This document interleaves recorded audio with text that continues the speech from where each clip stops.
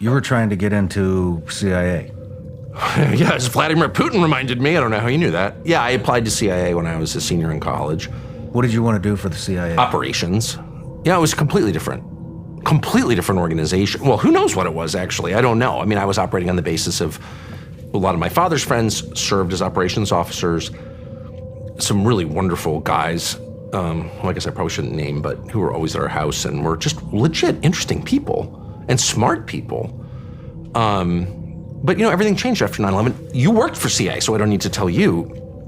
But I think that the explicit paramilitary part was much smaller, and these were like spycraft guys, a lot of them, probably involved in, who knows what they're involved in, but they were definitely literate and smart and interesting, and they lived in all these countries, and we had just traveled a lot, and my dad was really interested in the world, and we never went to Florence or something. We always would go to weird places, and he was just interested in how people lived in different cultures and learning about them, and he's just interested in everything. Amazing teacher. So these guys had lived that life. They had been there when this happened or that happened, or you'd been, chief of station in Jerusalem or something. It's like these guys had really lived a life, and I thought, I want to live that life. I want an interesting life. That's what I wanted. I want an interesting life. And we grew up in a pretty affluent circumstances, not crazy private plane rich or anything, but, I didn't worry about money. That wasn't really a factor. No one ever talked about money, which is one of the privileges of having it. You don't talk about it.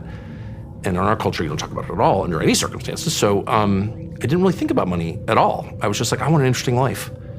So I applied to CIA, and that whole application process this was 1990.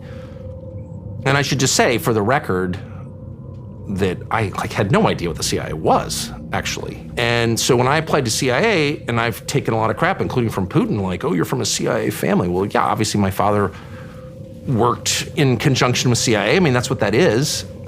And I tried to join the CIA, but I'm not being false about it. I am a sworn enemy of the CIA at this point, no doubt about that.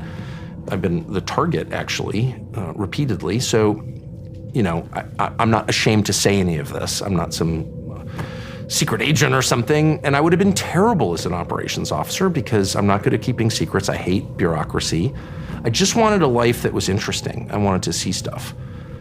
I didn't want to run anything. I still don't. I just wanted to see stuff. I wanted to end my life at the table with my children and say, I was there. I was actually there when that happened, and it was interesting. And the version you've heard is not quite right because I was there.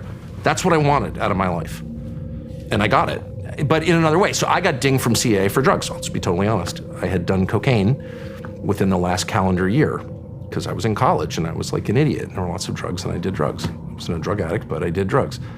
And the rule was at the time, or at least this is what they told me. Who knows what the truth was? We have a rule that if you've done certain drugs within 12 months, you can't join.